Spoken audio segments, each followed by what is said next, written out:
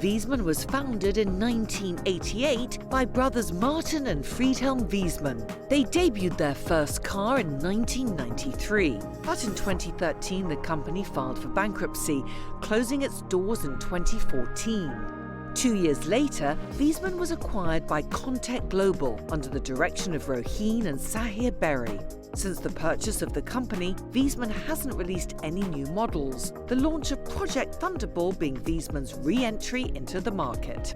I spoke with Jessica Binns, the CMO of Wiesmann, to find out more. Jess, what do you think Project Thunderball means for the Wiesmann brand?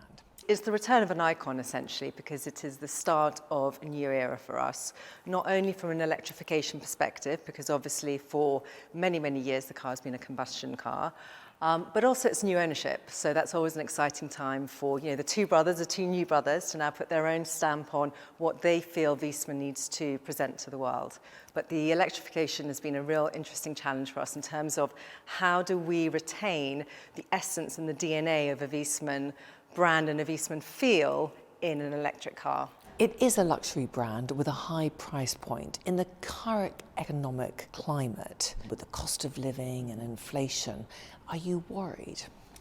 We're not worried, and that's because Wiesmann is a classic and timeless brand. So actually it retains its value. Unlike other cars that very quickly lose their value, actually Wiesmann's only go up in price. So it's almost like an investment piece. So when we talk to customers, they're often talking about buying a Wiesmann as an investment, as they would a piece of art or a piece of jewelry. So it's a very different purchase strategy to just buying a supercar, let's say. And we're priced in a good bracket. It's not the high supercar luxury in the millions. It's not the sort of the Tesla mark. So we're in a really interesting space, but really it's an investment piece and it'll hold its value. Why is it a unique brand? It's unique because even from the sort of the look of it, it doesn't look like a typical sports car in a sense. It's timeless, it's elegant, it stands apart essentially. And there's a real emotion, there's a story to Wiesmann.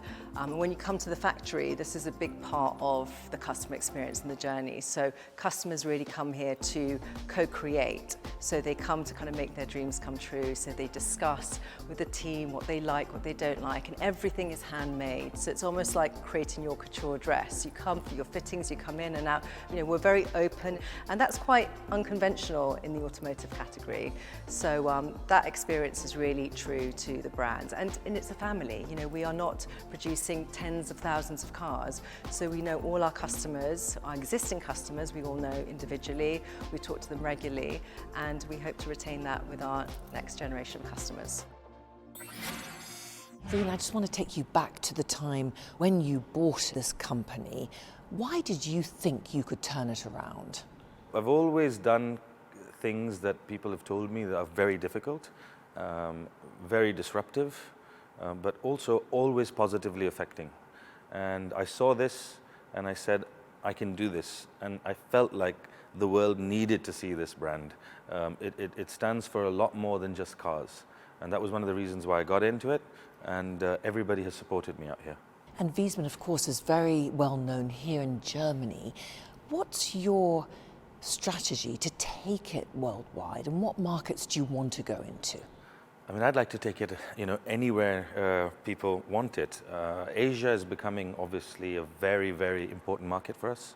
The United States has greeted it with, I'd say 25% of our orders are coming from the United States without us ever being there or marketing it. So people do like it. Of course, Germany is the home country. I would very much like it to be successful in England, in the UK. It looks like a British roadster, and it would be fantastic for it to do well there.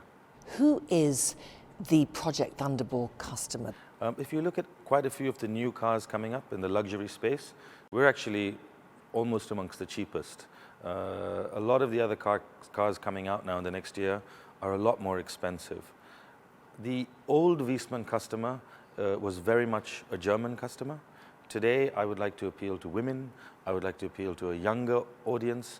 I'd like to appeal to a little bit more of an environmentally friendly audience, but also people who want to lead by example and say, you know what, I am going down the electric path and I'm going to do it with some style. And from the Contech point of view, are you willing to take losses to get to where you want to be with I think for the last few years, I've demonstrated that. We've been taking immense losses in order to build what we have. And without taking losses and learning from your mistakes, you can't really build something beautiful. And I won't say perfect, but very close to perfect. Would you say that this is the comeback for Wiesmann? This is going to put them back on the map? 100%. I would like to see this as one of the most successful car companies in the world, especially in our price point and with the numbers of cars that we're achieving.